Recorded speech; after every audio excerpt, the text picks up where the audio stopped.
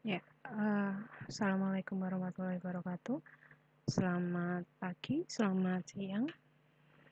Ya, eh, kita lanjutkan pertemuan kita ya di kimia organik dan organik chemistry.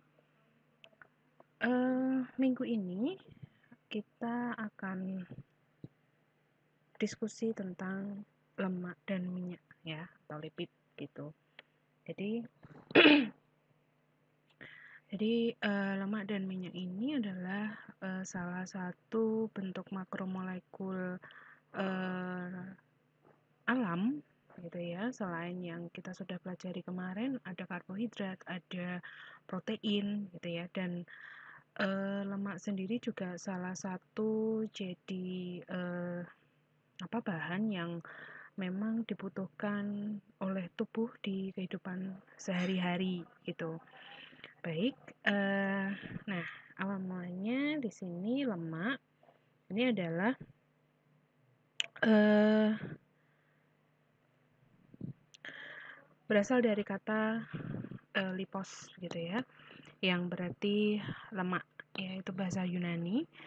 Nah, lipid ini dia memiliki sifat yang mudah larut dalam pelarut organik dan dia tidak larut dalam air gitu karena eh, sifat yang dimiliki oleh lipid ini itu adalah sifat nonpolar sehingga pelarut organik yang sebagian besar itu nonpolar dia dapat melarutkan lemak begitu ya. Nah, dan lipida ini bisa berbentuk macam-macam gitu ya. Itu bisa dalam berupa persenyawaan dalam bentuk ester ya dan hidrokarbon lantai lurus ataupun dalam bentuk ester dan asam karboksilat ya. Kemudian ada yang berbentuk siklik dan ada yang berbentuk polisiklik gitu. Nah, jenis lain yang memiliki struktur terpena yang mengandung berbagai gugus fungsi ya dan struktur steroid ini termasuk dalam lipida tetrasiklik. Nah, definisinya sendiri untuk lipid ya tergantung dari siapa yang mendefinisikan begitu ya. Nah, di sini salah satunya ini adalah lipid adalah senyawa anorganik yang terdapat di alam, tidak larut dalam air, dapat diekstraksi dari sel hewan dan tumbuhan dengan pelarut organik dengan polaritas rendah. Ya, pelarut-pelarut organik itu bisa berupa klorofom, ya, benzena, karbon tetraklorida, heksana, petroleum ether, dan lain sebagainya. Ya. Nah, kemudian untuk sifat dan struktur asam lemak, ya, ini lipid dalam senyawaan asam karboksilat, begitu ya. Nah, ini ada yang dari struktur itu ada yang jenuh dan ada yang tidak jenuh. Jenuh di sini dia tidak mempunyai ikatan rangkap dalam rantai C-nya, ya. Kemudian untuk yang tidak jenuh dia mempunyai satu atau beberapa ikatan rangkap dalam rantai C-nya, ya. Kemudian, nah ini contoh lipid dalam kehidupan sehari-hari, ya. Ini ada prostaglandin, triglycerid, lilin atau wax, ya, dan lain-lain. Nah, lemak dan minyak itu salah satu ya salah dua bentuk lipid begitu ya. Ini secara kimia lemak dan minyak ini merupakan derivat ester dari asam karboksilat ya dengan alkohol. Ya, kalau kita tarik ke belakang, ester itu kan berasal dari asam karboksilat dan alkohol gitu ya. Nah, ester ini bisa disebut gliserol ya atau gliserida. Nah, kemudian untuk lemak dan minyak sendiri ya biasanya lemak itu dia berasal dari hewan ya, hewani.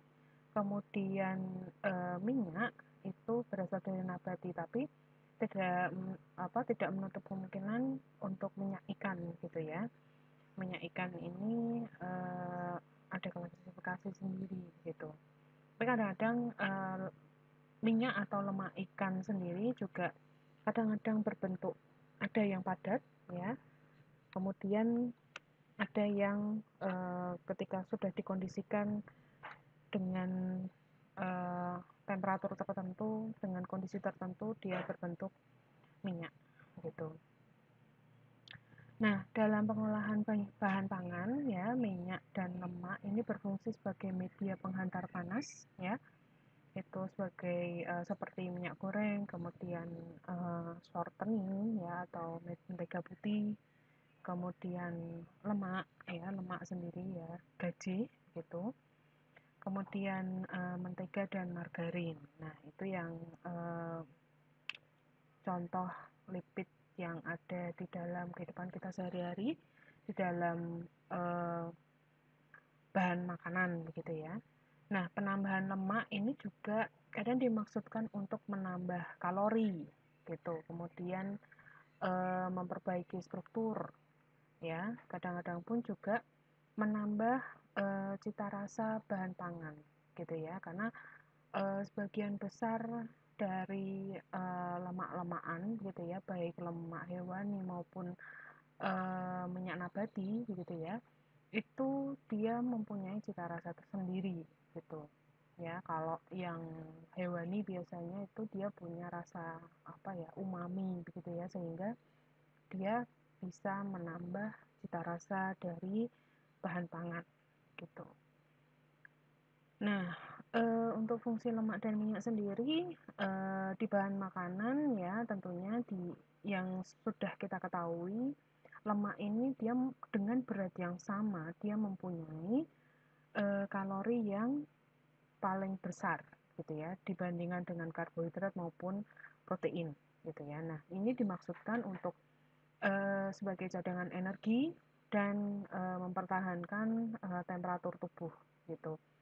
Ya, karena kita gitu ya sebagai salah satu spesies mamalia. Nah, mamalia itu kan apa ya, mempunyai apa, darah darah panas gitu ya. Jadi kita membutuhkan apa ya, kalori atau membutuhkan lemak untuk penjagaan temperatur tubuh gitu ya. Gitu. Oke, kemudian eh, di untuk di dunia industri sendiri ya, lemak sendiri itu juga bukan hanya di industri makanan saja, tetapi di industri-industri seperti sabun, kemudian cat ya, tinta, kemudian gliserol ya. Gliserol ini juga macam-macam ya pemanfaatannya. Kemudian pelumas ya, kemudian untuk kosmetik dan farmasi. Nah, ini juga dibutuhkan senyawaan lemak gitu. Oke. Nah, di sini eh, lipid dibedakan dari sumbernya. Tadi sumbernya nature gitu ya, sumber alam ya, natural source itu lemak itu berasal dari sebagian besar berasal dari hewani ya. 12% dari berat total tubuh ini terdiri dari lemak ya pada jaringan adipose. Nah, dalam dalam aplikasinya di dunia food ini kita mengenal adanya butter dan lard gitu ya. Butter itu dari sapi ya untuk mentega ya. Kemudian lard itu dari babi ya. Kemudian minyak nabati itu juga banyak ya, berasal dari tumbuh-tumbuhan. Ini pada umumnya Setiap biji-bijian itu mengandung eee, minyak gitu. Kemudian minyak ikan ya, ini bisa kita apa namanya, bisa kita temui ya di sardin, salmon, cod ya dan sebagainya. Oke. Nah, karena lemak atau minyak ya, lipid itu banyak fungsinya sehingga kita membutuhkan metode untuk mengambil dari source-nya ya, baik itu apa namanya, baik itu dari hewani maupun nabati begitu ya. Nah, untuk apa namanya, untuk yang lemak itu mungkin ini eh, apa, kita bisa dengan cara sorting gitu ya, eh, apa, dipilah-pilah ya, karena eh, lemak itu biasanya berkumpul di jaringan bagian tubuh tertentu di hewan begitu. Selain sorting bisa kita apa namanya, bisa kita ambil dengan cara rendering ataupun kalau yang dari produk susu ya, mentega itu kita prosesnya churning gitu. Jadi churning itu kita berasal dari susu gitu ya. Nah, susu itu kita kocok ya sampai pada taraf tertentu ya. Dia menghasilkan krim. Nah, krim itu dikocok, kita lanjutkan mengocok dan menambahkan bahan-bahan yang diperlukan sehingga dia perlahan-lahan akan memisah antara fase lemaknya dan fase airnya gitu. Nah, itu proses pembuatan butter gitu ya.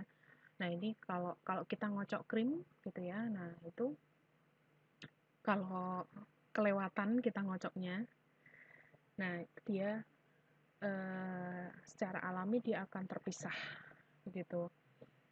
Terpisah antara fase cair dengan fase padatnya yaitu lemak gitu ya. Nah, kemudian ada cara penekanan langsung atau pressing. Nah, ini banyak digunakan di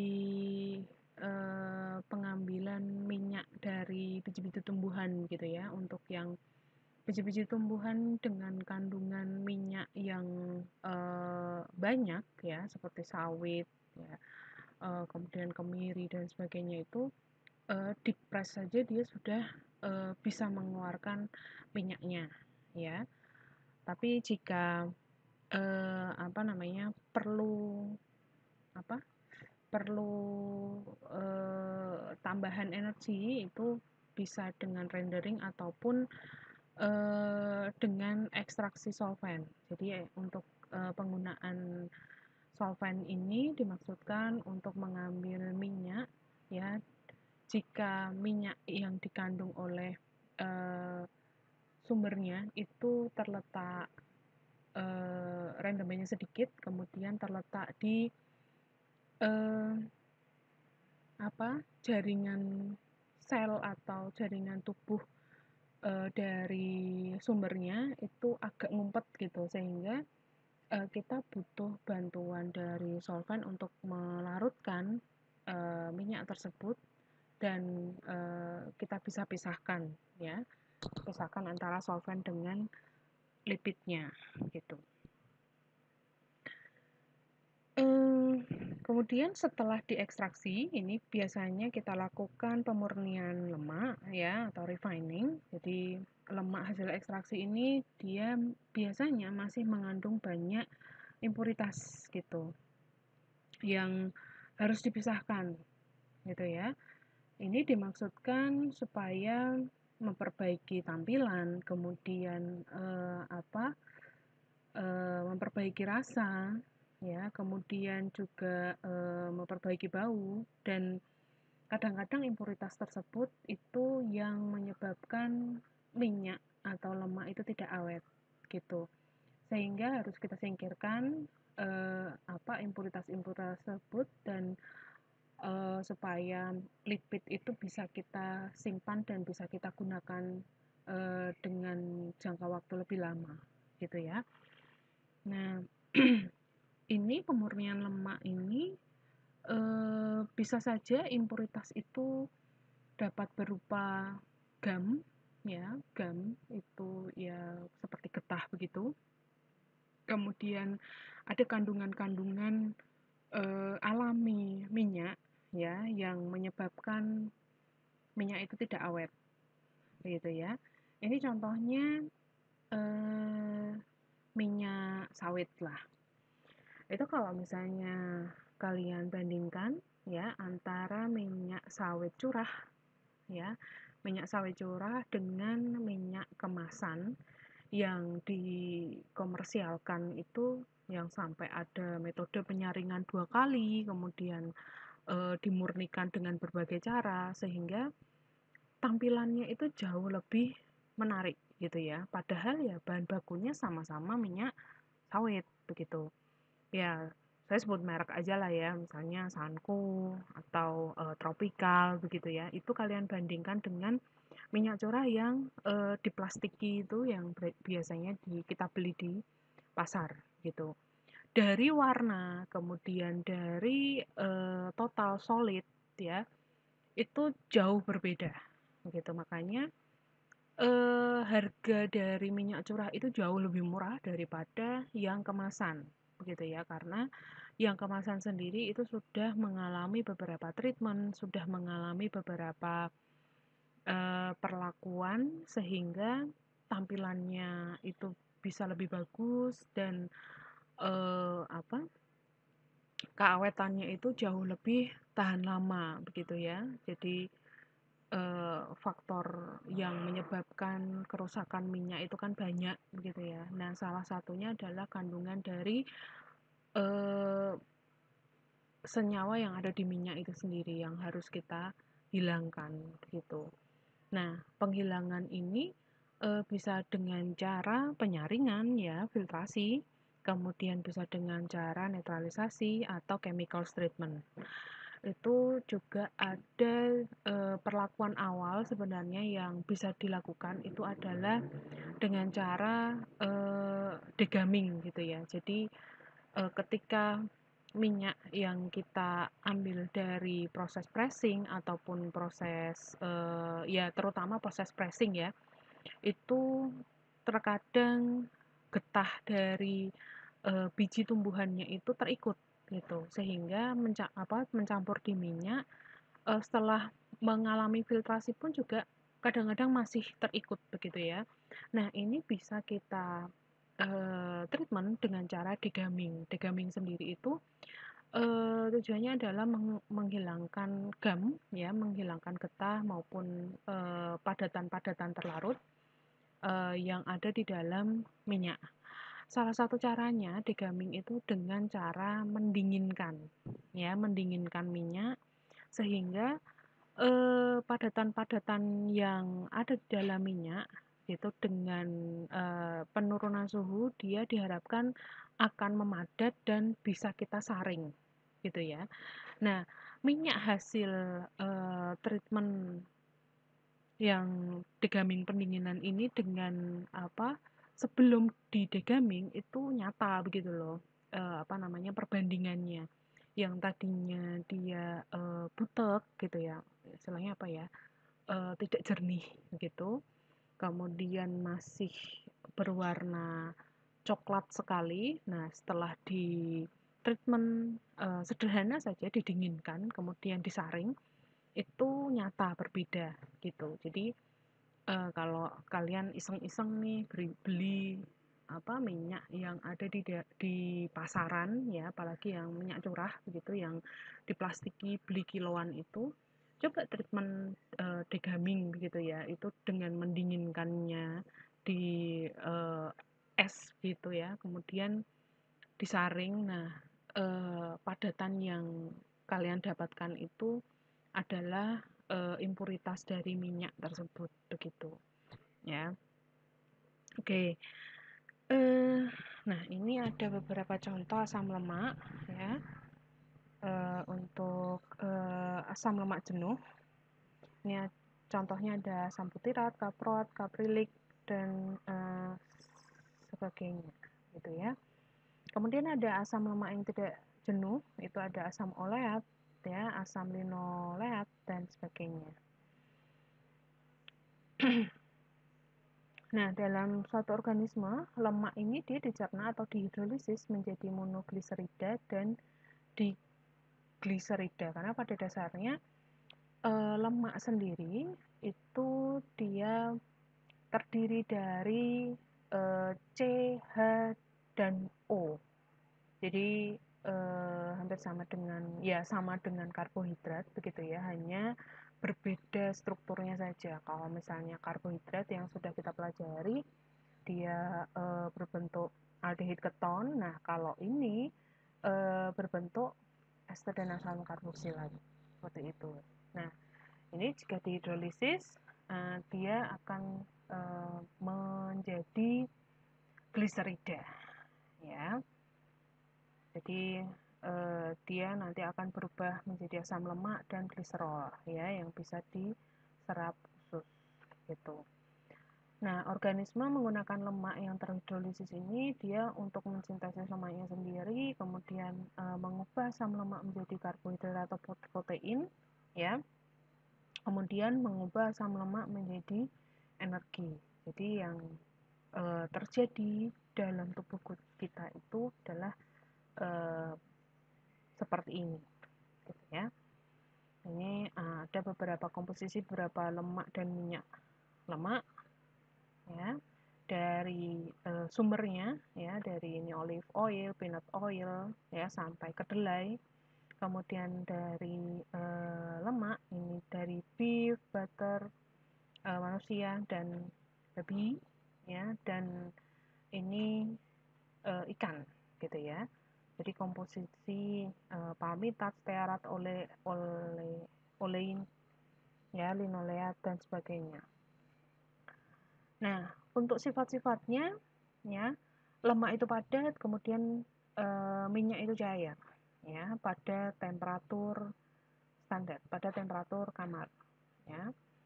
Kemudian jika dia dalam keadaan murni, ya, dia itu normalnya tidak berwarna, tidak berbau, dan tidak berasa. Jadi ketika kalian melihat minyak, ya, minyak seperti minyak sawit, begitu ya, minyak curah itu warnanya itu coklat, begitu kan? Dan seperti sanku, kemudian tropikal dan sebagainya itu juga beningnya itu adalah bening kekuningan. Nah, padahal dalam keadaan murni itu tidak berwarna, tidak berbau, dan tidak berasa. Nah, jadi zat warna tersebut itu karena memang dari sumbernya, ya, dia minyak sawit, ya, minyak sawit, kemudian minyak-minyakan yang lain yang berwarna begitu, itu dia secara alami dia punya senyawa karotin, di mana senyawa karotin itu dia berwarna agak kekuningan dan orange gitu ya. Nah, itu dia memberikan warna di situ, ya. Selain memberikan warna, dia juga yang namanya beta alfa karotin itu juga sebenarnya adalah senyawa yang cukup dibutuhkan untuk tubuh kita gitu ya.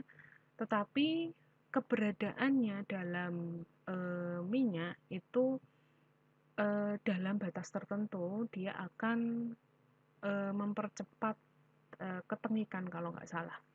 Jadi kadang-kadang kalau yang minyak curah itu dia warnanya lebih coklat, warnanya lebih gelap daripada minyak-minyak kemasan, itu ya karena dia masih mengandung banyak senyawa karotin gitu ya, yang dimana ada efek positif dan negatifnya sendiri gitu. Efek positifnya ya senyawa-senyawa itu ternyata masih dibutuhkan oleh tubuh kita, tetapi karena senyawa itu pula minyak itu menjadi tidak terlalu awet begitu ya.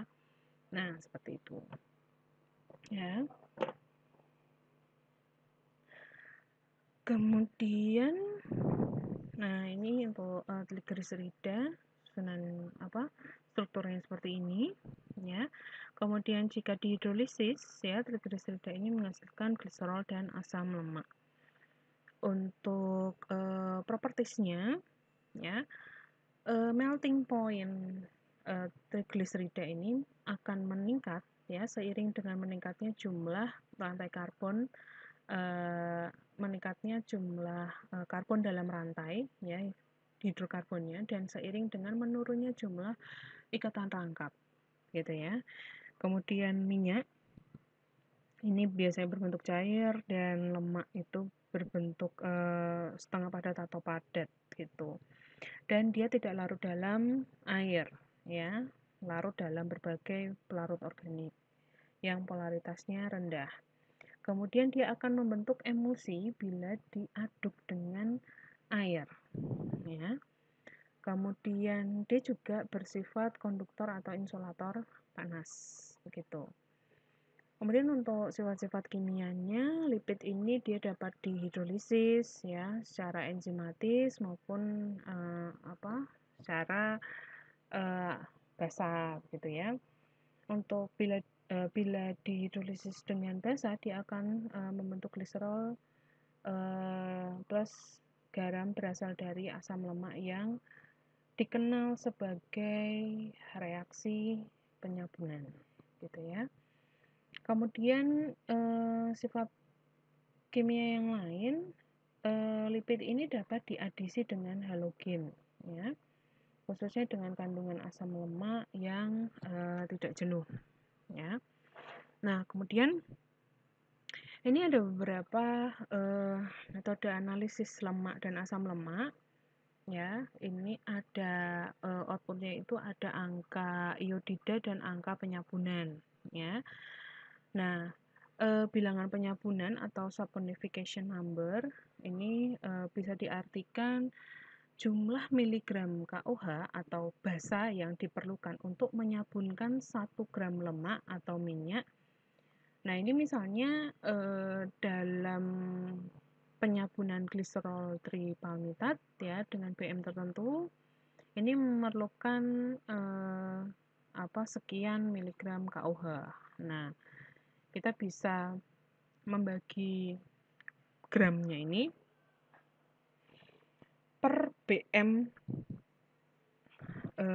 senyawanya gitu ya, maka didapatkan bilangan penyabunan sekian gitu.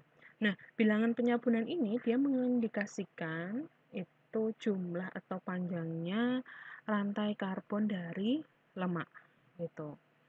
Kemudian untuk berikutnya adalah bilangan iodium atau iodine numbers. Ini dapat diartikan sebagai jumlah iod yang diperlukan untuk per 100 gram lemak atau minyak lemak gitu ya. Nah, ini misalnya untuk 100 gram gliserol trioleat dengan BM tertentu, dia memerlukan 3 mol iod gitu ya. Kemudian kita hitung 3 mol I2, jadi 3 kali 2 kali BM I2-nya itu sekian gitu ya. Nah, dalam 100 gram ini dia memerlukan 761,4 gram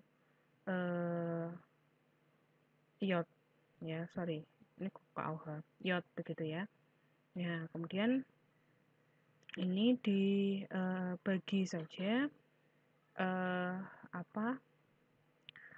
dan didapatkan bilangan iod sekian gitu ya. Nah, bilangan iod ini dia mengindikasikan jumlah ikatan rangkap dari lemak gitu. Oke, kemudian ini ada beberapa jenis lemak dan minyak yang ada di dalam kehidupan sehari-hari. Tadi sudah disinggung beberapa, begitu ya. Yang sangat familiar, yang kita gunakan sangat sering itu adalah minyak goreng. Ya, dia berfungsi untuk penghantar panas. penambah rasa gurih, kemudian menambahkan nilai kalori gitu. Kalau dari segi teknologi pangan, pengolahan dengan cara digoreng ini juga jadi salah satu metode pengawetan gitu. Karena dalam proses penggorengan, air yang ada di dalam kandungan makanan itu dikeluarkan ya dan diuapkan gitu. Diganti dengan minyak gitu. Sehingga bahan itu jauh lebih awet gitu ya. Nah, mutu minyak goreng ini ditentukan oleh titik asapnya, yaitu suhu pemanasan minyak sampai terbentuk akrolein ya. Nah, senyawa akrolein sendiri ini adalah senyawa yang sebenarnya tidak diinginkan, yang biasanya dapat menimbulkan rasa gatal pada tenggorokan gitu ya. Nah, biasanya untuk minyak dengan kualitas yang rendah, ini seperti minyak curah begitu ya. Itu kadang-kadang memang dia karena tidak dimurnikan secara lengkap begitu ya, sehingga titik asapnya rendah ya. Jadi untuk memanaskan sebentar saja, kemudian dipakai sebentar saja, dia titik akroleinnya itu sudah terbentuk ya, titik asapnya itu sudah terbentuk, sehingga hasil makanan dari olahan dengan minyak goreng dengan mutu seperti itu biasanya suka bikin gatal tenggorokan gitu ya. Nah, makin tinggi titik asap, ini makin baik mutu minyak goreng tersebut gitu ya. Nah, titik asap ini adalah titik asap suatu minyak ini tergantung dari kadar gliserol bebasnya gitu ya. Oke, kemudian yang berikutnya adalah butter atau mentega. Ini berasal dari lemak susu ya, yang dipisahkan dari komponen lain ya, melalui proses churning atau pengocokan ya, yaitu proses pemecahan emulsi minyak dalam air, sehingga goalnya nanti butter yang berfase dia agak selari begitu ya, ya padat, lama-lama dia akan memadat, itu akan lambat laun terpisah dengan airnya gitu. Nah, mentega ini dia merupakan emulsi air dalam minyak dengan kira-kira 18% air, dia terdispersi di dalam 80% lemak ya, dengan sejumlah kecil protein yang bertindak sebagai emulsifier. Nah, kalau misalnya nggak ada emulsifiernya, tidak ada kandungan protein di dalam butternya itu sendiri, ya, dalam kandungan susunya itu sendiri, ini antara air dan lemak ini tidak akan bisa bersatu, tidak akan bisa homogen, ya, walaupun sebenarnya itu mereka masih terpisah, tetapi kondisi atau penampakan barangnya itu dia homogen gitu loh, gitu ya. Oke, mentega ini dapat dibuat dari lemak susu yang manis maupun asam, dan lemak susu ini dapat dibiarkan menjadi asam secara spontan atau dapat diasamkan dengan menambahkan bakteri asam laktat ya. Oke, kemudian berikutnya adalah margarin. Nah, margarin ini merupakan eh, bahan yang serupa dengan mentega, tetapi bahannya itu adalah minyak, ya, dimana minyak ini didapatkan dari sumber nabati. Margarin juga sama, dia merupakan emulsi air dalam minyak, ya, dengan persyaratan mengandung tidak kurang 80% lemak. Jadi benar-benar sifatnya itu hampir sama dengan mentega. Jadi margarin itu adalah butter tapi versi vegannya begitulah. Nah, sumbernya nabati ya. Kemudian ya biasanya margarin yang beredar itu adalah dalam sumbernya adalah nabati gitu ya. Oke, walaupun terkadang ada beberapa tambahan sesuatu yang berasal dari hewani karena mungkin kadar protein yang berada di dalam kandungan source nabatinya itu tidak cukup untuk menjadi emulsifier antara air dengan minyak nabati tersebut, sehingga kadang-kadang ada yang ditambahkan sesuatu dari yang hewani gitu ya. Oke ya, ini prosesnya. Kemudian ada shortening atau mentega putih. Ini adalah lemak padat yang mempunyai sifat plastis ya. Biasa disebut mentega putih. Ini diperoleh dari hasil pencampuran 2 atau lebih lemak dengan cara hidrogenasi. Oke, kemudian ini ada wax ya atau lilin. Jadi dia merupakan hasil hidrolisis dari asam lemak rantai panjang dan monohidrik dan alkohol primer rantai panjang. Nah, ini misalnya kalau yang di kehidupan sehari-hari itu misalnya beeswax gitu ya. Oke, kemudian ini sifat-sifat dari lilin ya. Di alam terdapat pada hewan dan tumbuhan ya. Lilin berupa padatan dengan rasa waxy gitu ya. Gimana sih kalau lilin kalau pernah makan madu yang langsung dengan sarangnya, itu ketika sarangnya itu kalian makan ada padatan yang tertinggal ya, setelah madunya habis ada padatan yang tertinggal yang susah untuk ditelan lah, itu adalah beeswax ya. Untuk sifat-sifat kimianya berbeda dengan lemak, lilin ini lebih sulit untuk dihidrolisis ya. Oleh karena itu lilin itu banyak digunakan untuk aplikasi protective coating ya di dalam dunia industri pangan ya. Oke, dan lilin itu karena susah untuk dihidrolisis, kemudian susah untuk ya dihidrolisis dengan basah begitu ya, sehingga susah untuk mengalami reaksi saponifikasi. Nah, lilin ini selain terdapat ya, bisa dihasilkan oleh hewan, juga tumbuhan juga bisa ya. Contohnya adalah Carnauba wax ya. Ya, merupakan Brazilian palm. Nah, dia terdiri dari mirisyl alkohol dan cerotic acid gitu. Kemudian lilin hewani ini ada beeswax dan spermaceti. Ya. Oh ya, ini ada sabun dan deterjen, sorry. Ya bisa dibaca ya. Nanti saya sudah sudah